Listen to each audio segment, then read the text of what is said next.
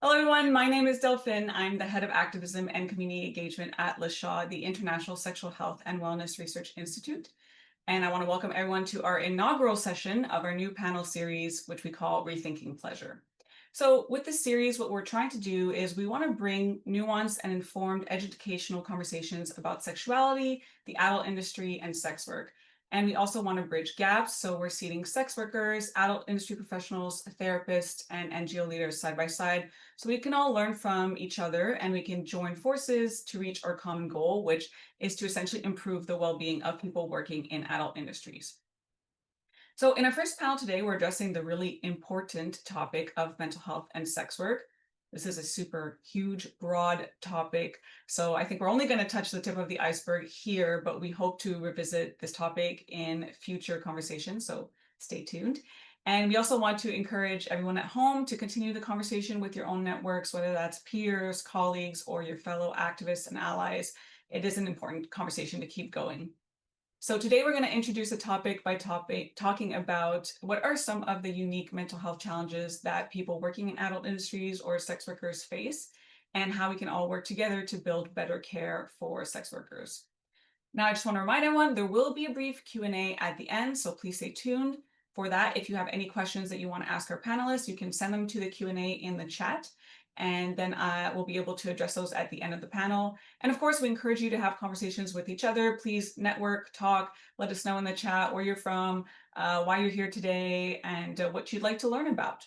So with that, let's just jump into it. We'll begin by meeting our panelists. Today, we're joined with truly an extraordinary mix of adult industry professionals, mental health clinicians, writers, artists, researchers, NGO leaders, a group of people that are reshaping how we think about pleasure and care.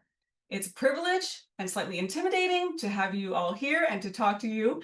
And so I'll just go off by asking you each to introduce yourself. And I'd like to start with Jessica Stoya because you were actually the inspiration for this panel. So I'll let you take the floor. Hi, I'm Jessica. I worked as an adult performer in pornography for about 15 years. I'm one of Slate's sex advice columnists. I do some intimacy coaching and I end up having lots of conversations with people about sexuality and pornography, and sometimes things like this come out of it. Great, thank you. Finny Fox, please go ahead. Hey, I'm Finny Fox. I'm a male performer, a full-time content creator, and a brand ambassador for Pineapple Support. I've been in the industry for about 5 years and counting now. Started back in 2020, started working with Pineapple Support about 2022. So I've been with them for 3 years. And yeah, mental health has always been a huge important topic for me. So yeah, thank you for having me. No, thank you for being here and for talking about this really important topic. Next, I'd like to introduce our two panelists here coming from the mental health professional side of things. Silva, please introduce yourself. Hello, thank you for inviting me. My name is Silva. I'm a psychosexual and relationship psychotherapist and a trauma therapist as well. I speak as well and I supervise other therapists. I work with people of all diverse communities and identities, but I focus on the queer communities and also sex workers. Fantastic. Thank you for being here. Dr. Markie Twist. Yes. Hi. I'm Dr. Markie Twist. My pronouns are Dr. She and they. I actually go by Dr. Markie. I think it's important to just start with this actually. I was born in Alaska and I grew up on a super small village on the road system. And where I grew up, there was more moose than people. And so I'm just always so excited to see people, even online. So I'm just grateful and so happy to be sharing this space with each of you. Currently, I'm living as a digital nomad across Canada and then the UK and then parts of Western and Northern Europe. I have a couple different hats. I teach in couple and family therapy master's and doctoral classes at Antioch University in New England and Seattle. I'm also their program coordinator of the Sexuality Studies Certificate.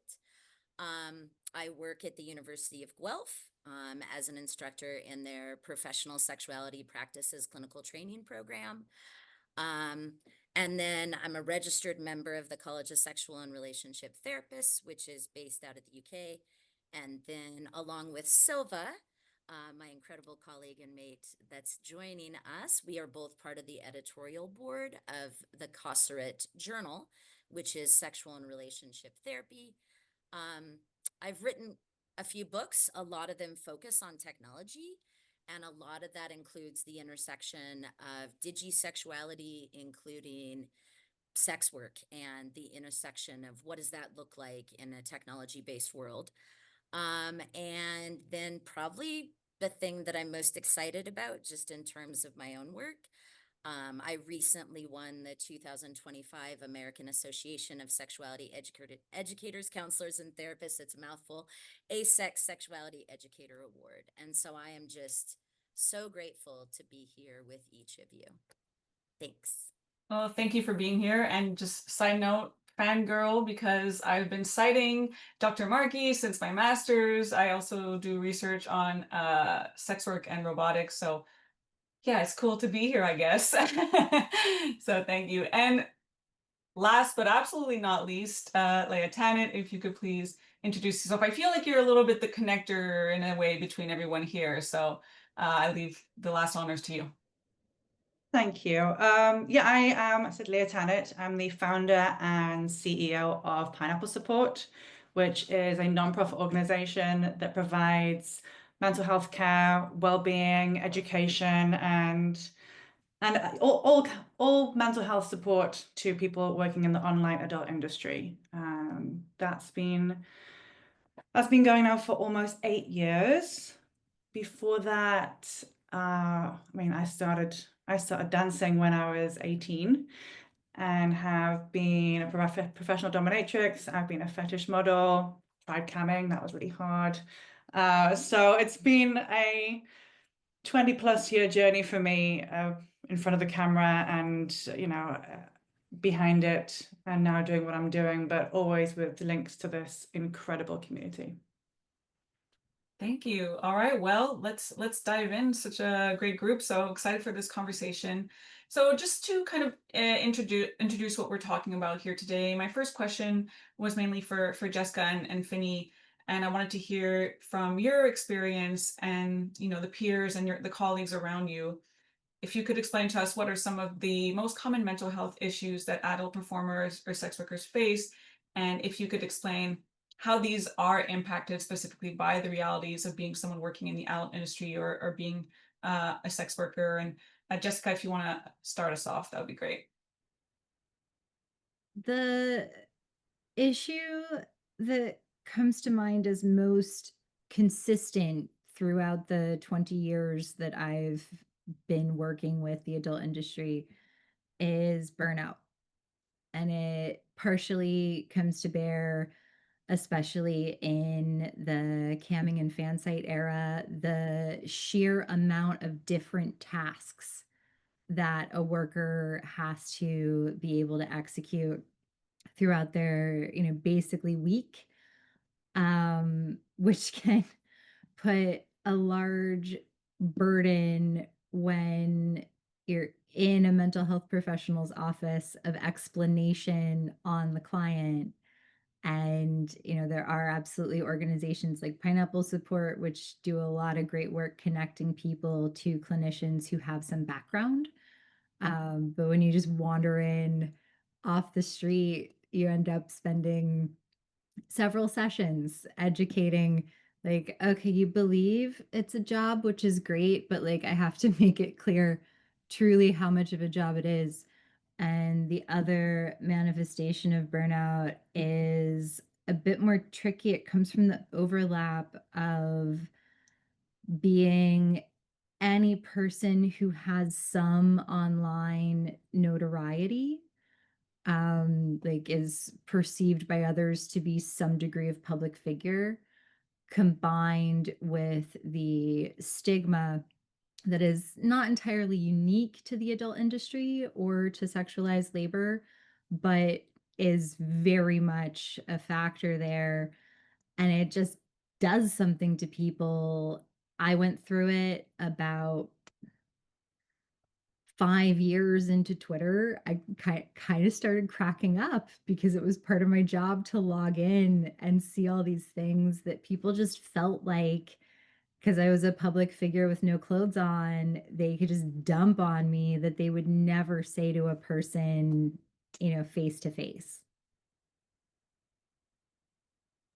Yeah, thanks for sharing that. And it's interesting you mentioned burnout as number one, because so at Le Chat, I meet monthly with a community advisory board of CAM models, and we had a few sessions discussing mental health as well, and that came up again as one of the big things. And also related to that was there's a lot of maybe misconceptions about this type of labor being like so easy, right? And then not really going, when they first started entering and not realizing the demands that might be there, and that there's just a lot of demands, as you said, all the tasks. It's having your own business, you're an entrepreneur, and you got to keep up the public persona as well. So Finny, is that what you found as well in your experience, or people around you? Are there other issues that you would also like to bring up? I mean, well, burnout is absolutely number one. Doing what we do, that is the number one thing that kind of like branches off to a bunch of other issues if it's not handled or you don't develop some kind of system to balance it out. Because a lot of times it's inevitable, but if it's like once you get that experience with it, dealing with it, and you find that balance and you find that routine, it's a lot easier to manage, that I found. Another huge thing, not as much, I guess, direct personal, but a lot of times more just professionally speaking. We're in a very competitive market with each other. I always bring up community over competition, but the reality is we are still in a very competitive market. So the pressures of trying to like keep up with everybody else, relevancy, putting out the hottest content possible, speaking as a content creator, and trying to like be the best while still not trying to mentally compare yourself to other people, because that's a recipe for disaster, speaking from experience. Where it's very easy for me to think that I'm in my bag and I'm doing my thing and this content is so fire, but then I just see that one creator who's also a male performer working with that one model who I just can't reach, and then all of a sudden imposter syndrome just starts beating me down, and now I'm just over here being hard on myself, and the same content that I was praising, now I'm looking at it feeling like it's not enough. And that's very common in what we do. I remember there was a time where it was beating me up heavy, and thankfully for me, being in therapy and stuff like that helped, talking to a therapist and figuring out other things that I could focus on, that brought me joy, that I could praise, and it helped a lot. But that is like one huge thing that a lot of people deal with, whether it be earlier in the industry or later when you're like a lot more established. Like it doesn't get easier, but it's definitely something that you're gonna have to face. Just try not to be too hard on yourself when it happens, because you will definitely get through it, and it's a lot, but you'll definitely get through it. Yeah, I sounds like you're saying it's a lifelong thing that you have to work on, because no matter how amazing you're doing, uh, we can still trip up, and we can still get in our head, and we can still put pressure on ourselves or compare ourselves. I mean, I'm an academic, so imposter syndrome, I am familiar with it as well. So I like that you brought that up, and I also really like how you brought up the idea of community versus competition. So I'm actually going to jump to maybe a question that I had for later, because um, community bonds, peer-to-peer support, role models. Is that something that exists right now that a lot of people working in this turn to, or maybe you were saying we got to build towards that? So if you want to touch on like how we can foster that concept that you brought up, I really like community over competition. I think it very much exists, honestly. So I moved to Las Vegas a couple of years ago, to just telling myself that professionally it would just make things a lot easier for me. And I didn't realize until I moved here how much of a community existed here. One existed, and then I also looked at it from a perspective of like, it exists, but it has potential to be more. I want to make sure that I'm somebody that contributes to it and like maybe wants to bring in other people. Um, I think it's helped me a lot and a lot of my peers that I've noticed, not just here, but like in Florida, where another one exists, LA, um, Seattle, surprisingly, has a phenomenal community up there, like all throughout the country and stuff like that. It helps in terms of like connections, professionally setting things up, having like-minded people to talk to, people who are going through the same experiences you are. From a safety perspective, when it comes to vetting potential co-stars, knowing like, oh, do I want to work with this person? And then you go talk to someone that is within your community who's worked with them, and they will tell you the truth. Either this person is legit and they're great, or if you're a woman who wants to work with a guy or something like that, hey, on the surface, this looks amazing. Then you go talk to a girl and she's like, no, he's terrible and potentially unsafe. But like, that's why these communities exist. And it just like, it makes things so much better. It makes navigating things so much better, whether you're new, whether you've been here for a while, but you've just been a loner this whole time, but you've been welcomed into this adult community, and it just makes things a lot smoother. Not just speaking from personal experience, just from a lot of other people that I've been fortunate to talk to about it as well. Thank you. So Leya, I mean, you've spent a lot of your career working to build communities, so maybe you'd like to speak on that, of how we can continue to build community, and the role that community plays in all of this. Yeah, I mean, we all know this industry can be very isolating for people that aren't in it. It's very difficult to actually understand it. You were saying before, Jessica. There are online communities. There's some amazing kind of chat rooms and things like that. If you're living in a city where there's a lot of people around, then that's great. But with the shift in the industry and a lot of people, working from home and not necessarily having any like physical contact with more people from the community, it can be very difficult. We have support groups, which we've got drop-in support groups run weekly, that run monthly, for all different subjects, and that's a really great way to really bond with people. The conferences are amazing. Actually, what I really notice is, I think in general in the US, there's quite a great community of people. I think because of the conferences, because of these great, these big pockets of creators in different cities. And the difference when you're in some places in Europe and in the UK, and there is a distinct lack of community. Of course, there's groups of friends, but it's very different. And I think folks in the US are very privilege isn't the right word, but to have that type of community around. And you see a lot. So I was just thinking about Colombia and all the different places that I go to visit. It's really interesting to see all the different kind of dynamics. But I see most in the US that there is a real feel that people are putting community over competition to a point. Jessica, maybe you want to speak on this. I mean, you've lived in different places in the world. So how does that come into community? And then also, I wanted to ask, so there is community is one solution that people turn to. But what else are people in the sex industries turning to for support? And related to that, what are the obstacles to people getting support, or what are some of the critical gaps in care that we see right now? I know that was like 3 questions in one, but you're a genius, so you can tackle it.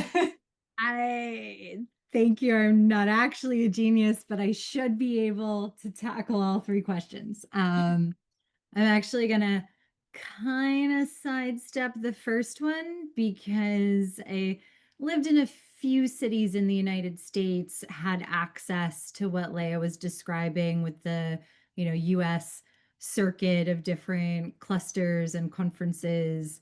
And then I moved to Serbia, but also had already stopped performing, was already having issues with payments from OnlyFans, and gave up and transitioned into something else. What I can say is that even as a sex writer and sex and intimacy coach, I'm still very strange here. There is no direct, right? There's no group of like people who focus on these subjects that I can go get coffee with in the city I live in, which is the capital. So what I found is in that geographic isolation, yes, the internet and the group WhatsApp threads with people, back home, and also what are the sort of overlaps, right? Who has absolutely never taken their clothes off on camera or possibly never even appeared on camera, but is enough of a public figure within the country that we can commiserate about like this specific set of things. Um, who's interested in bodies, right?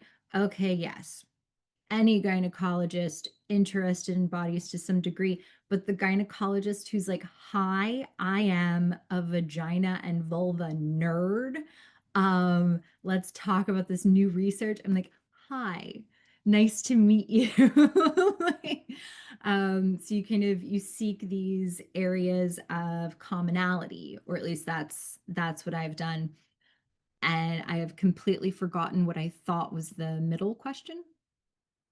I think you've made it to the middle now. I think we can transition into, what are some of the obstacles? You're kind of touching on that, and in some cases, just like isolation and maybe not necessarily having community at a very close access where you can just grab someone and go to coffee with them and commiserate. And sounds like your solution to that is finding people who might not be in the sex industry, but have other points of commonality that can relate. But what are some obstacles or current gaps in care for people who want to seek mental health care who are in the industry? The thing that I see most is a disconnection between people working in sexualized areas who are seeking. I'm sorry, the cat. Hi, Pix. Hi, you're so cute. I love you so much. You're such a distraction. The gap between people who are working in, sexualized capacities and seeking support and easily finding providers who have that background. Personally, I just got a request from a colleague for some referrals. I went to the group thread for the practice that I coach through. I'm like, hey, who aside from this one person who I know has background in sex worker details, but also their roster is full, who knows? And every single person in the practice is like, oh yeah, no, here's my expertise, here's my expertise, here's my, put us all on the list. And I'm like, oh wow. And like, I've been working with y'all for a year and I didn't realize. So we end up with this perception based on previous history, right? 15 years ago, this was true. There weren't that many people in the world who you could go to who have a background in mental health who would be like, yeah, cool. What people would often encounter was like, so why did you decide to ruin yourself? Which is that's not what you want to hear when you're having a hard time. And the perception, despite the fact that there are many people who can provide culturally competent mental health care at this point, prevents people from being like, all right, I'm going to go find one. I love that you brought that up. I mean, I think that's quite positive, right? We have actually seen, as much as things go up and down and it can feel hard in certain climates, like the political climate we're in today, but there has been some improvement. And, there are services now, like there's Pineapple Support, where you can find a list of therapists or, clinical experts, mental health experts that are welcoming and that do understand the labor. But it's a good point that maybe because of the history, people are still scared to dive in, right? So Leya, maybe you can speak to that and how you've filled a gap essentially. So thank you. But speak to maybe what else is missing or how we can help people feel confident in reaching out for that care. Yeah, I mean, it's definitely noticeable the amount of new therapists we have wanting to join our team or register with us. So I agree that is very positive. We do still hear so many horror stories. There is a new wave coming in. We see a lot at the conferences, people that are coming and writing their master's papers on the industry. This and there's more and more of it, which is super promising. But it feels like it's the next generation again, which is fantastic. There have been, resource users that come to us that have been turned away because of the industry they work in. I said I don't think that happens so much anymore, but there is still that huge fear. And when people do get connected with a therapist, they're afraid to open up about their work, which is a huge hurdle. And also for those that do open up and feel comfortable, unless that therapist actually has knowledge of the industry, what can happen is the creator or the person going to therapy spends half of their sessions trying to explain the industry, teach their therapist about the industry, go through certain terms. And, that's not, the client isn't there to educate the therapist. The therapist, if you want to work with this community, you should do some training, not just be open to sex work, which is great. It's a step in the right direction, but you do have to go that extra mile and a half. In Europe, very fortunate with the healthcare system that a lot of people can access therapy for free. In the US, that's very different. There are ways available, and also with the free therapy, either through healthcare or with insurance, people can be quite limited on the amount of sessions that they are granted. So, getting to a point where sometimes it's 4 sessions or 6 sessions, which is just when you start to open up and feel like you're actually getting somewhere, and then it stops. And if you can't afford it, then that's it. Yeah, thank you. I mean, we're speaking to this on an international level, so obviously there's a lot of differences in where you're located is going to affect what care even exists and how you can access it. So I do want to turn our attention to our mental health experts here, but just before that, I want to pass over the virtual mic to Finny one last time to see if you had anything to add related to what you see as some of the obstacles for people in the industry getting care. I think a lot of the obstacles that I noticed that haven't really been touched on are more personal, where it's like either just a lack of information, that certain level of closed-mindedness and lack of trust, where it's like maybe it is available to me, but I'm not ready to take that step, or I'm not ready to have those conversations. I have to get to that point myself. So kind of like being in your own way sometimes. I have definitely been someone that's like, just think that I could just solve all of my own problems. Everything that I go through, I can resolve somehow, some way. Just things became a lot better when I became more open-minded to talking to someone that can help me and being more open to help. Pineapple support was a good start. And then from there, just being a lot more trusting when it came to like my genuine peers and things like that. So just simply like I said, that level of closed-mindedness, once you get out of your own way, a lot of times you'll notice that a lot of those resources are right there in front of you. I love that you brought that up, because I think it speaks to a broader just issue of normalizing therapy and normalizing speaking about mental health. So glad that we're doing this today. So now, Silver and Dr. Markie, I really love to hear your input from kind of the mental health professional side. What, according to you, are some obstacles to providing culturally competent care to sex workers? And according to you, do you see any clinical frameworks or tools that need to be changed or rethought to better serve sex workers? So Silva, let's start with you. Yes, hi, thank you. Yeah, so I became interested in working with sex workers because what I've been observing from the profession side is that they tend to be very, very overly pathologized.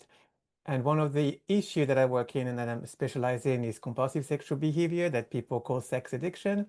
And I found that a lot of people are pathologized and put into the category of sex addict for choosing to be a sex worker. And that is really going through across texts in our profession.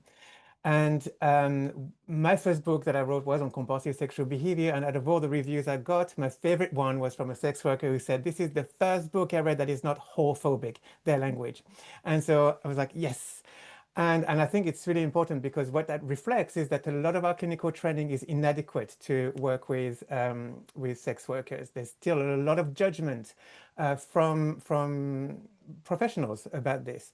And as Leya was saying, it's really important to not just be interested in working with sex workers, but actually to go the extra mile and a half to get proper training. But you know, when I was really interested, I was interested because for me it was a marginalized population that got over pathologized, and I just really wanted to help that because it's one of my sensitivity. You know, I just really want to help people that are pathologized, which also goes with the queer communities. But you know, there was no training available, you know, at the time when I started to be interested. So what I did do is talk to sex workers myself before I even worked with them. I just really wanted to hear from them, and it is one of our ethics now in our profession not write or teach about them without their voices, without them, and that is really, really important.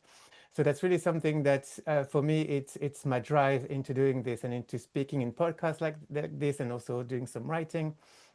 And so then we can start to build up a pool of knowledge on how clinically we can work with sex workers without pathologizing them. And one of the things I heard from some of the sex workers that I spoke with was, for example, you know, a sex worker coming to a therapist and maybe they want to talk about a bad day at work. And if you talk about a bad day at work, if you're a lawyer or a therapist, you'd be like, oh yes, you know, it's a stressful job, isn't it? But if you're a sex worker wanted to talk about a bad day at work, the therapist can very quickly think, do you think it's the right choice of job? You know, maybe you need to change your job. Maybe that's what's wrong, right? And so even something like this is just really important to pick up and to challenge in our profession. And you know, we do have some frameworks in how to work with sex workers that was not created for sex workers, but we can adapt to the sex worker population. For example, the theory of minority stress, which one of the components are expectation of rejection and experiences of discrimination. It's something that sex workers do experience on a regular basis. And so we can adapt those theories of minority stress, which originally was for the LGBTQ population, to actually expand it into the wider sex working population, and to really be picking up on those things and to work with that, to work with oppression, not to work with, oh, this is sex workers are choosing to be sex workers because of, you know, trauma or childhood issues, you know. So that's one thing I want to say about the framework. Yeah, great. I mean, yeah, there are, I love how you bring up these other frameworks that we can reimagine and reuse to work with different populations. I will also, for the audience, be dropping, you know, whatever resources we can or we talk about, and you know, Silva has some excellent books out, so I'll drop those in the chat as well so that people can look at those. And it's interesting you mentioned the pathologization. I really struggle with that word as a French Canadian, but so LaShaw actually supported some research that an article came out relatively recently. I'll put it in the chat as well. It's Understanding Stigmatization in Digital Sex Work, Perceptions of Campsite Members and Models. And one of the findings was that models said that that were surveyed said that they believe that the world has a negative view about them, including 45.8% of the models surveyed said that they thought society thinks that they are sexually immoral or deviant. So there is still this stigma, and it comes in two ways. There's the actual stigma happening, but there's also the perception of the person saying, oh, people think these things of me. So imagine if you think that and you want to go talk about your sex life and your work with a clinician thinking that they think these things, how are you going to feel comfortable? So I think this concept of pathology is really important, and that we have expert people like you really breaking it down. So thank you. So Dr. Markie, what about your thoughts on what are some of the frameworks that maybe need to be rethought, or some of the tools that we can use to better serve these populations? I just want to say that I really appreciate all that people have shared so far, because conversations like this are going to help make a difference when we think about the impact our work, all of our work, can have. I want to backtrack for a second, because you actually originally, I think, framed it as like, what are the obstacles to being culturally competent? And I think everything that's been talked about and what Silva was talking about, just the lack of education, is a huge part of it. The lack of trainings, the lack of education. But the issue also is, we shouldn't strive for competency. Competency implies that at some point you know exactly everything about something, and then you can take your hands off and you no longer need to learn anything else. And so instead, I think what we need to strive for is cultural humility and affirming practices. And what those actually start with is self-work. It starts with exploring your own feelings of, worophobia.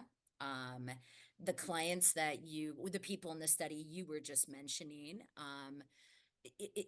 that's an experience of internalized whorephobia, right? That feeling of like, it's similar to what has been talked about since the 1970s when we talk about homophobia and then internalized homophobia, right? Like, even though you might even have a supportive community, like folks have shared, you might still have these feelings, right? Because you've grown up in a society that, even though literally sex labor has been around forever, almost all societies and cultures have contexts where there is a pathologization that we've talked about.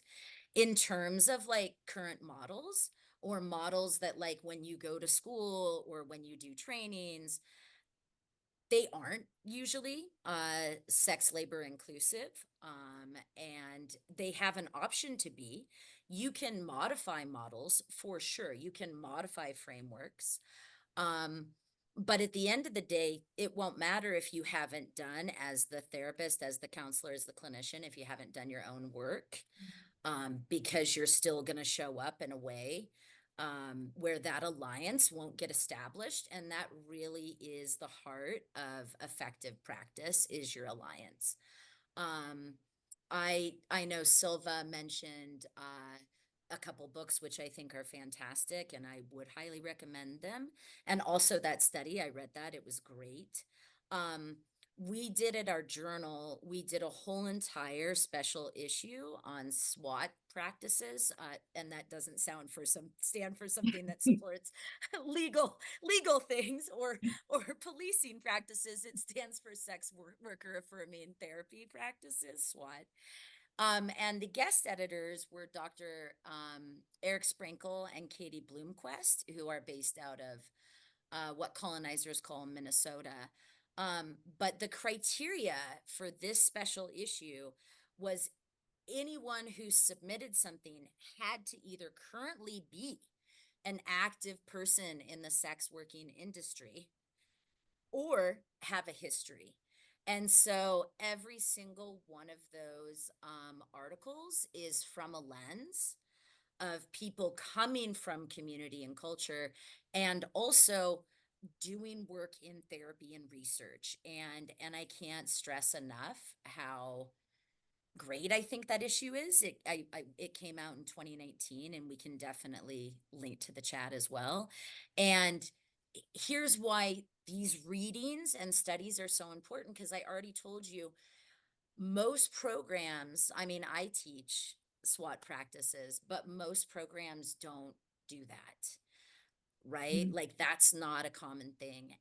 And this issue itself, I mean, Katie and Eric detail like the 13 things that you need to consider just out of the gate in working with people, right? And it's very clear.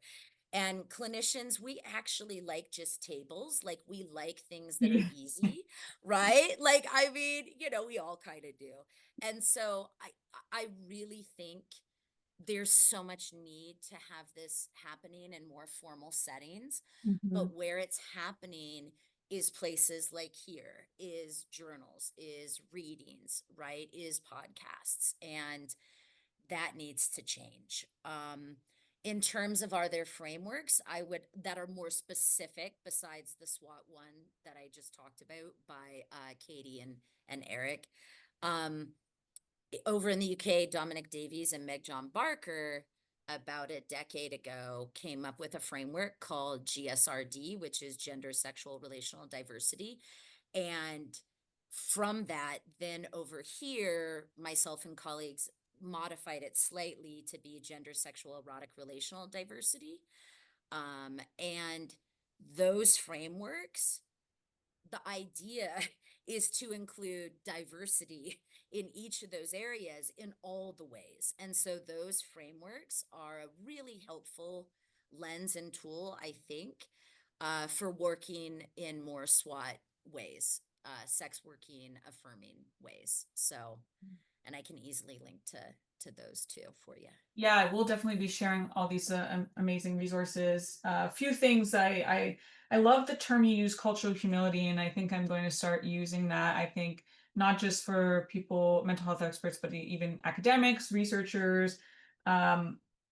If you set the goal as perfection, you're setting yourself up to fail, right? So being That's open, it. you will got make it. mistakes, but you kind of approach it in a very like That's right. open-hearted, genuine way to learn.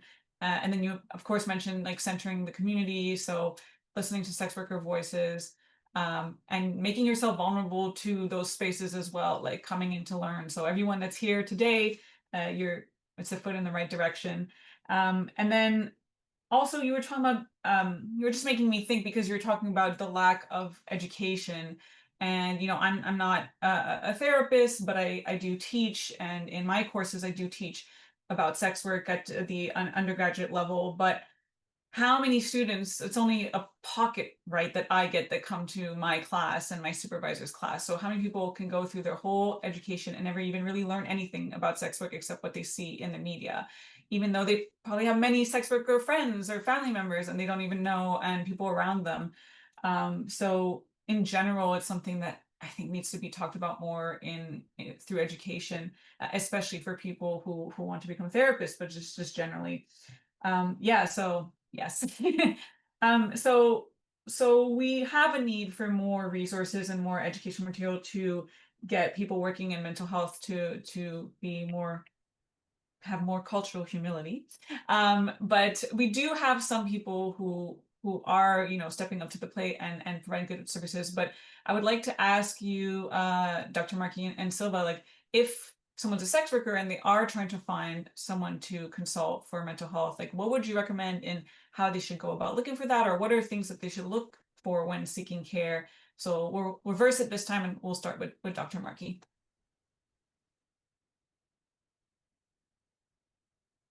Perfect. Okay.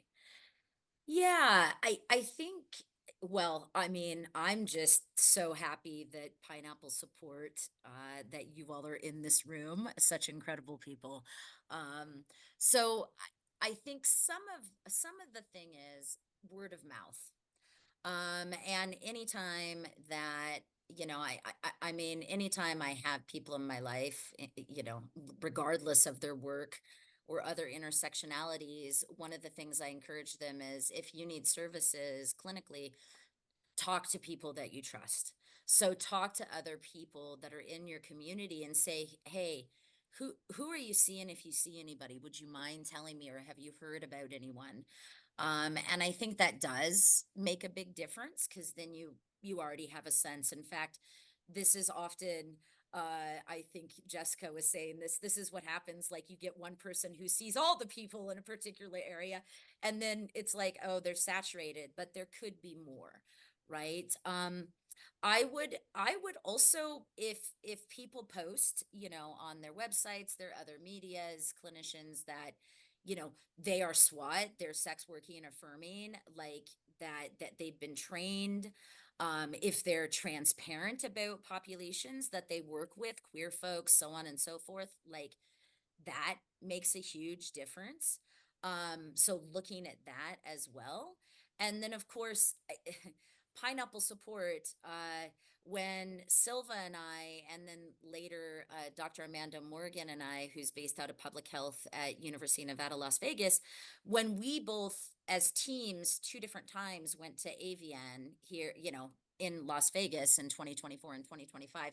And I just want to say I lived in Las Vegas on and off since 2009, and I've probably been to AVN, geez, I want to say about 10 times. And it's just Jealous. I know, it's great. And we wrote editorials. It was great. I'll share those too. And you should come next year. We should all go. But it's great because in talking to practitioners there, and I mean, people in the industry there, and Silva will speak to this too, I'm sure, but pineapple support was repeatedly, I cannot say your praises enough, folks, like repeatedly said by everyone. And of course, pineapple support is always there, boots on the ground at these conventions, and it is just fantastic. And the other group I want to highlight would be Cupcake Girls, who, again, boots on the ground, always at conventions, are playing a huge part in community. And so I think those are places when, because I want to also note, like, in terms of my own intersectionalities, personal and professional, like many, many of my friends, this always sounds a certain way, but many of my friends for, decades now have been in the industry. I've consulted on porn production. I've been a reviewer for like Crash Pad series and Pink and White Productions as an educator.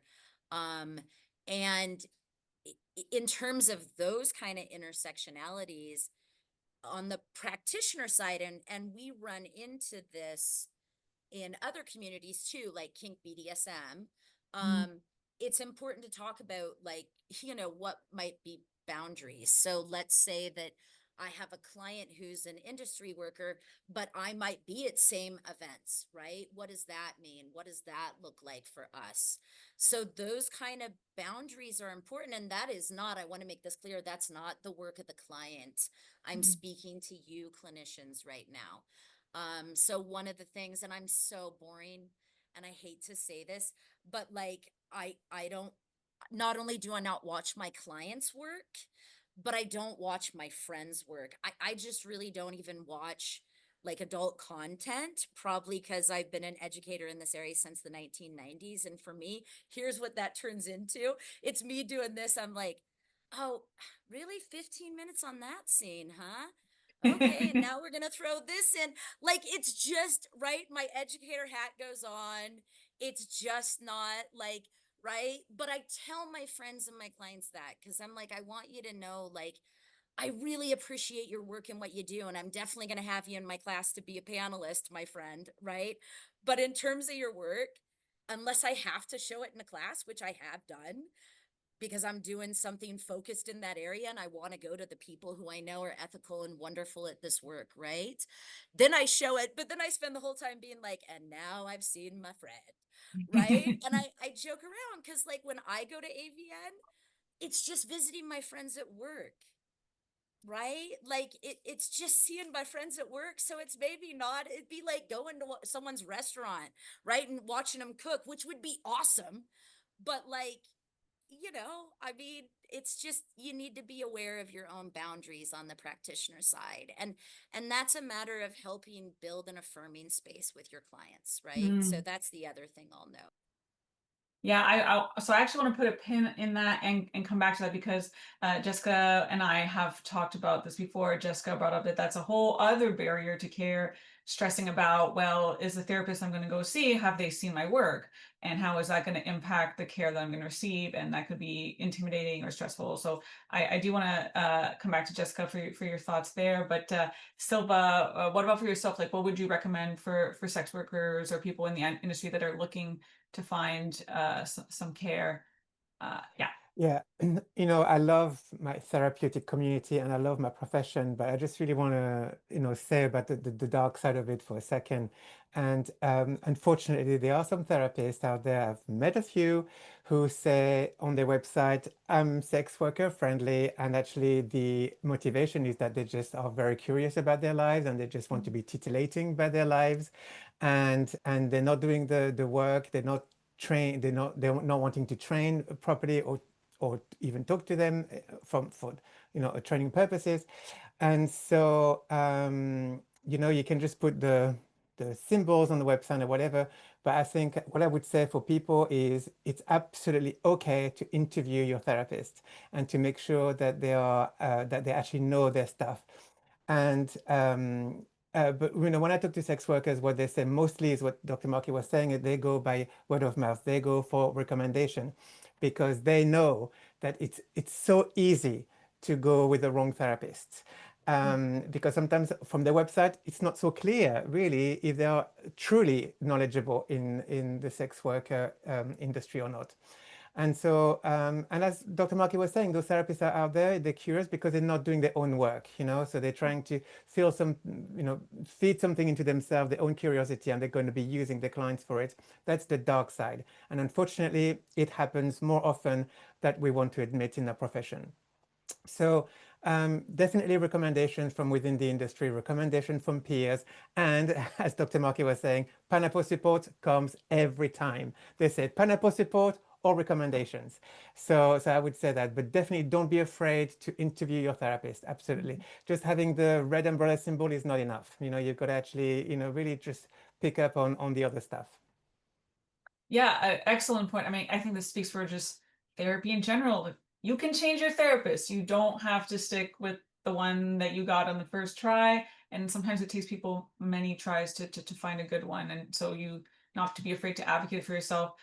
So yeah, coming back to this question about the boundaries and being a public persona and how that plays into your relationship with a potential therapist. Jessica, I know I'm picking on you because I know you've had these things brewing in your brain for a while. So I wanted to know what your thoughts were here. So, the anxiety has this mental health professional I'm about to do a consult with or am starting sessions with, seen my work, boils down to two things. One, are they going to be weird? Because I feel like it's safe to say any woman walking around the world has it in the back of our heads. Yeah, every once in a while, someone just makes it weird and you're all alone in a room with them. But the, the more manageable anxiety is, are they going to have preconceived notions about me? And when we're entering a therapeutic relationship as a sex worker, that's often very, very focused on, are they going to have preconceived notions because they've seen a clip of me by accident on Pornhub or just by virtue of the nature of my work. And it's really important. Often with my female friends, we're gossiping about men someone has started dating. And the man in question will do something that is a little bit above adequate. And we all start to go, oh, how great. And then one of us will catch it and go, no, no gold stars for doing a little better than the bare minimum. So it's, when we're thinking about, do I want to work with this mental health professional? yes, interview them in the way Silva suggested, and also about all these other things. Because one of the most important things, whether you're going to get mental health support or talk to Pineapple or handle it all your own self or with the support of your friends, one of the most important things is the knowledge that you are so much more than the work that you do or have done. So whatever else it is, right? How do you deal with middle children? What do you think about them? I'm a Gemini. Do you have any sort of bigotry around astrology? The fact that I'm into it or my particular sign? Like throw everything onto the list of potential flags to consider. But I did want to mention the Theodore Burns and Jamila Dawson's Essential Clinical Care for Sex Workers. Yeah, of course, Leah did the intro, but I am always mad at something, and I have one soft criticism of the entire book.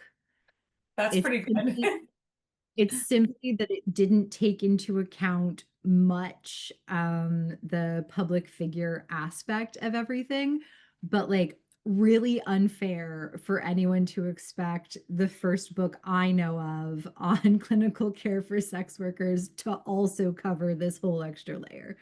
Um, that's as close to a 5-star review as anything ever gets from me. Great. Yeah, keep the recommendation going, and I am going to be collecting them all and putting them in the chat.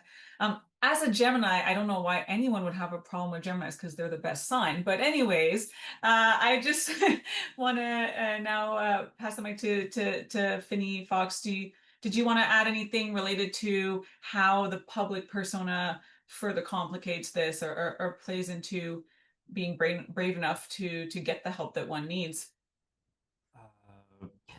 I'm just listening to everybody talking. I'm gonna be honest. The the thought the thought of like, I guess any therapist, because I've done therapy, but within my time of being in the adult industry, I've only done therapy through Pineapple Support, and it was made very clear, upon arrival that they were understanding and they were sex worker friendly and stuff like that. That's why they're like my go-to and always my go-to people that I refer other people to. The idea of the potential that my therapist has seen my work never crosses my mind. So to even have someone bring it up now, I'm like, wait, oh boy, that's intimidating to think about.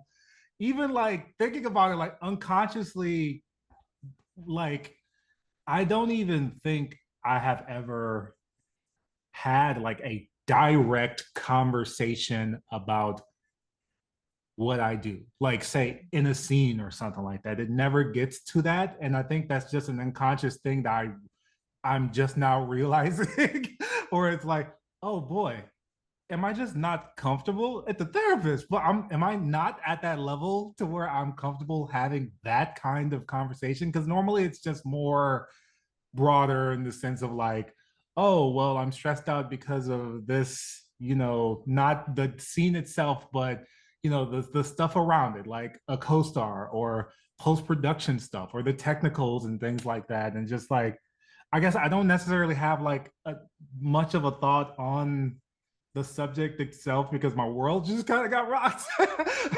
listening to the conversations where I'm like, would I be able to like I feel like I would like be able to like feel comfortable enough knowing that this is a sex worker friendly therapist to have those conversations if I felt it necessary, if it was something that I wanted to talk about and get off my chest that I know would make me feel better. So. Yeah, well, you're raising something. This is a question maybe for Silva and Dr. Markie, and maybe this is too, I don't know if this is hard of a question, but it's making me think like if a therapist, right, because Silva mentioned some people might advertise as friendly, but it's more they're, curious or, which I hate that. I think you see that with like academic Objectifying? objectifying. Is that a Yeah. good word? Yep, there we Yeah. go. So would it be a red flag if someone is asking like too many very specific detailed questions about scenes and things like that? Like Red I think, flag.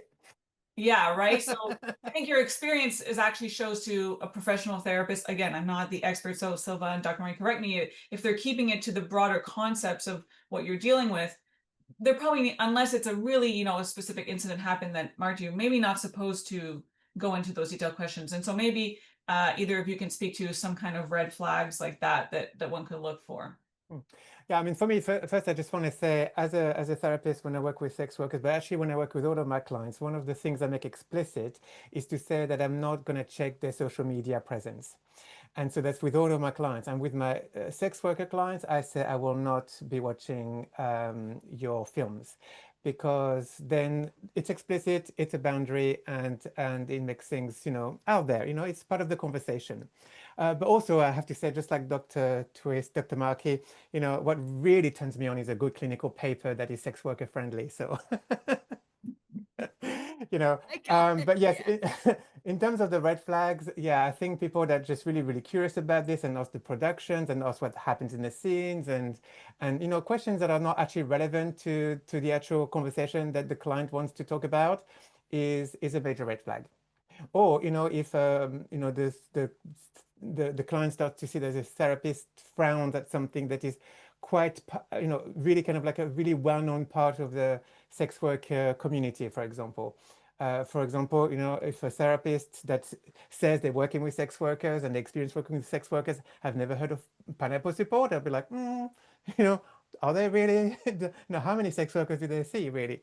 Right? Those kind of things. So it's some clues that the client can get along the way, you know, when they start to really kind of pay attention to those things. So important. Sometimes the red flags can be really subtle, but it's really important to go with your gut as well. You know, if you're having a gut feeling that your therapist is just not really getting it, trust your gut. Great, thank you. And Leya, I mean, you have a lot of experience finding some green flags, so maybe you want to share some green flags or red flags that people might want to look out for. So I've been making so many notes on everything. Everyone's been saying, "Oh, I've got something to add to that. I've got something to add to that." So yeah, and thank you for all of the pineapple support mentions. That's hugely appreciated. The where Silva, you said about therapists just wanting to be titillated. One, I love that word. But oh my goodness, this is something, I mean, I was saying that we're getting more therapists applying to work with Pineapple now. Great. A lot of, you know, becoming a bigger brand, more people have heard of us. And we interview every single therapist. We have an hour with everyone. And there are quite a few that we do not accept because it is very clear that they are wanting to work with this population for unsavory reasons. And you know, I'm so grateful that we follow through all the processes that we do before we accept somebody to work through us. But it's yeah, it's definitely out there. One of the questions that we like to ask people in the interviews, which is a great one to when you are interviewing your therapist, which you should. Therapist, you're getting into a relationship with somebody, you don't just, you know, with the first person that you meet, it can be fun, but just for a one-off, is what is sex positivity? And you get some really interesting responses from that, and it's a great way to really understand how that therapist does feel about sex and does feel about the industry. And yeah, I think that's a really great question, and also to ask if they have any other sex worker clients. Have you ever worked with a sex worker before? Many of our therapists are either still active in the industry or they were previously active in the industry, and for us, those practitioners are invaluable because, you know, that first-hand knowledge is an incredible attribute to a mental health practitioner working in this community. For those therapists that come to us that haven't worked with the community before. I know you guys were talking about education. Dr. Shay Tinsley, who's one of our therapists, has just released a course called How to Think Like a Sex Worker. No, How to Think Like a Sex Therapist. I can send you the links for that. But in that, there is training on how to work with the sex worker community. So for those who want to work through Pineapple that haven't had the experience, we recommend that they take that course first and then come back. And also I had some really interesting discussions with CIIS University.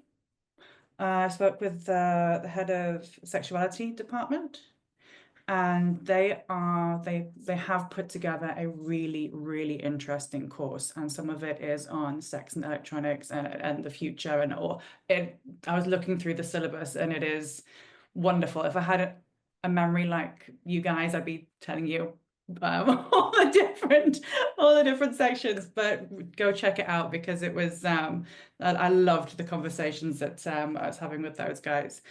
Looking back through my notes. We did, I know you mentioned something, 47% of people that you surveyed said that they felt stigmatized around for being a cam model. We did a survey not that long ago, had about over 1,000 people take part, and that was cam models, creators on all platforms. It was also producers, it was executives, it was, you know, in front of, behind of, you know, and creation of the industry. And the result we got back was 60%. And I think that's really interesting to open up, because the folks that aren't in front of the camera that you may not expect to get that stigma, like again, like you were talking about, Jessica, when you're, you know, in Serbia, how many people can you connect with that understand your work? You know, that's it's reflected on every level of the industry that are working on. So it's not just the creators that need support, it's a lack of general understanding. And I think that's everything I had written down. Green flags. Yeah, something you made me think of that I would like to get on a soapbox to say, and hopefully the mental health experts will back me up on this, but you made me think that, you know, if you're someone working in mental health, even if you don't think you have any sex worker clients, you probably do. They just haven't told you about it. So all of these things should be applied, whether or not you're specifically marketing yourself as dealing with sex workers, as working with sex workers, or whether you know that you have sex workers you're working with, because you probably are. And maybe you just haven't made that space welcoming enough yet for them to actually confide in you. So that's just something I wanted to raise there, because really, you said, like, people who haven't worked yet but are looking to. Yeah, so thanks for sharing all those things.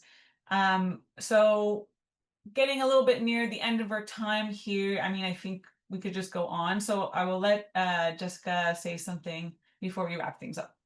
Well, I have a question for my very own specific professional needs, but also I feel like it might be useful for panel attendees. To everyone else on the panel, client comes in using their legal name. So how are you supposed to know? And you get on the initial consult and you're like, wow, now that I'm seeing your face, I have seen quite a lot of you. What is the best way to handle that? Very good question. Who wants to tackle this? Well, if it was me in my situation, I would just first check if I could work with this client like I would work with any other clients, without any kind of preconceived ideas or biases or whatever. And if I think actually no, I'm not going to be the same therapist as I would be with other clients, then I would refer. Dr. Markie, did you have any thoughts on that? Yeah. This is why I don't watch porn. I mean, you're naming it. I mean, you've got it. Like, yeah, I would do what Silva would do, but again, the odds of that happening would be, I know it's so boring. I'm so sorry. I support your work. I think it's wonderful. I believe in pleasure. I just like erotic short stories. I like to read, and then I like to use my imagination, and then I can just picture anybody. And so yeah, so but if I were to run into this, that's what I do. I do want to note though the point of like you probably are working with sex workers and don't even know it. Absolutely, because of the whole situation of visibility management, right? And it also speaks to what you just asked, Jessica, too, because most people in the industry have a name they use for their work and a name that they use outside, you know, and sometimes more than one. I mean, and that's okay, no matter what. Um, I think one thing to keep in mind, though, and Silva mentioned this, like, it isn't just people in the industry, it's all clients. We're not supposed to Google any of our clients. We're not supposed to look at any of their stuff on social media. We're not supposed to, like, it's okay if they look at our stuff. Now it doesn't work the same way on the provider side. Okay. Like anyone that's gonna come see me could look up anything, right? They could find, for example, that and this gets us down a whole rabbit hole, but Finny Fox having such a strong reaction to like your therapist might have seen your work. There's a whole side of the industry that likes sex therapy as adult content. Right. And so one of the issues is, you know, you can just get clients who see even just your job as a sex therapist as a sex worker. And there's a lot of misunderstanding even there. Right. And if someone Googles me and they find, for example, that I mean, and one of the adult films adult content productions I consulted on was being a sex therapist. Right. So then that sends like like I don't have my clothes off, right? My client doesn't have their clothes off, right? We're actually talking about a fantasy the client has in session, and the person walks in. I can't see them. It's fantasy, right? It's great. But what kind of message might that send? See, so on the provider side, you also have to be aware of your clients can look up anything about you. So you better be prepared for that, you know? And in that case, I could get a client who's like, I want you to be my therapist like you were in this one film, right? So, right. So I don't know if that really answered it, but I just, yeah, it was a great question. Yeah. Yeah, I think it speaks to the broader point of just people who work related to sexuality. Even if you're a sex researcher, like you do get sexualized, and there's stigma that comes attached to that. So there's a lot of layers here, which makes it so juicy and fun to explore with you all. So just to close out my last question, we still got a little time, is I would just, you know, quickly fire around if we can all maybe leave our audience with some actionable insights. So if all you can maybe say like one action that people can do, whether they're mental health professionals, policymakers, sex workers, everyday allies, to move the needle on sex and mental health, or you know, so maybe like Finny, if we can start with you, like you had a personal journey going to therapy. So maybe if you would like to leave some advice for your peers who are curious but maybe scared to start, what advice would you give? Brand ambassador hat. My number one thing will always be to contact Pineapple Support. They're very easily accessible. You can just go through the website. You can contact the brand ambassador like myself, who will direct you in the right direction. They've been a major help for not just me, but you know, testimonies that I've heard from other people. Will always be my number one go-to in terms of like, you need help right now. Perfect. I know the perfect people for you to talk to. So yeah, highly recommend Pineapple Support for that. Thank you. And Jessica, do you have any advice for those listening?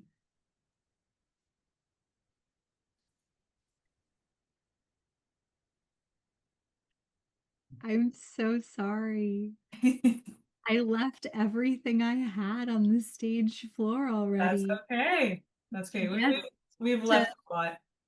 reiterate, so many people have dabbled, whether intentionally or only realizing after the fact, in commercial erotic exchange of some sort, the broadest possible umbrella. So to really underline what Delphine said about you don't know. And ideally you always behave as though someone who's done sex work is in the room. I think that's a good one. Thank you. Leya, do you have any advice either for people working in organizations or sex workers, or I think you can talk to anyone really. You're, like I say, you got your arms everywhere. Yeah, I think more conversations like this, of course, because the only way that we're going to move the needle on anything is by education and speaking out and having our voices heard, even if we're, shouting from a little corner. But it's really important to continue doing what we're doing here. And the other piece of advice would be to reach out if you're struggling. Don't I hear so many times, I'll reach out when it gets really bad, or I'll deal with it. Don't. It's a stitch in time saves nine, as they say. It's if you're struggling, it's brave to ask for help, and you are worthy of it. So, and it's there. We're here. Thank you. That was beautiful. Silva. Yeah, I mean, just exactly what Leah was saying. Just don't wait until things get really, really bad. Just ask for support whenever you think you need to. I would also add, for me, listening to this conversation, and we've talked about community, I think it's great. But what I would like to also add to go a little bit further, and it's to borrow some of the language from GSRD therapy and queer therapy, is find your family of choice as well. Because community is great, but within communities, as we've talked about this evening, there can be competition, and it can be quite difficult sometimes. But your family of choice are the people, and it could be just 2, 3, it doesn't have to be big, of people when you feel completely relaxed and at ease, when you don't have to hide any parts of yourself. And these are super, super important for good mental health. So therapy, communities, pineapple support, and your family of choice. Yeah, chosen family. Good one. Thank you. Dr. Markie. Yeah, absolutely. This conversation, this panel has been incredible, and I think these kinds of conversations need to be happening more. The I'm going to do this. The title of this is Rethinking Pleasure, right? That's the way you all are going. And I just want us to remember that, like, many people enjoy the work that industry folks provide in their lives, right? And this really is also about pleasure. And I don't really want us to forget that. Like, I think the concern is many people, including clinicians, like we've talked about, don't think of the pleasure they're experiencing as being through people's work. They think of it as, these are objects apart from me on a screen. These are, not people. And I think we have to acknowledge that people derive pleasure from the work in doing the work. And I think that absolutely needs to be acknowledged more. Otherwise, this wouldn't be the oldest line of work. And instead, we need to call people out, especially clinicians, scholars, so on and so forth, when they're treating industry workers as objects and judging and harassing and stigmatizing and criminalizing and objectifying and all those things. And so I just want to thank you. I want to thank everybody in the room for all the work you're doing, all of it. Yeah. Thank you. Thank you. Thank you. I mean, Dr. Markie, you can be the host and close us out because that was very well done. But yeah, I'll just add my piece here that maybe we haven't touched. If you're an educator, if you are a university professor and you want to talk about sex work, please do so. Center texts that have been written by sex workers or people who have worked with sex workers. I will leave my email in the chat if you want to reach out to me and talk curriculum. I'm happy to. We just got to keep having more of these conversations. So Speaking of conversations, we'll wrap this up and now we'll move on to the Q&A. So please, if you have any questions, leave them in our Q&A and we'll have about 15 minutes or so to continue this great talk. Thank you so much, everyone.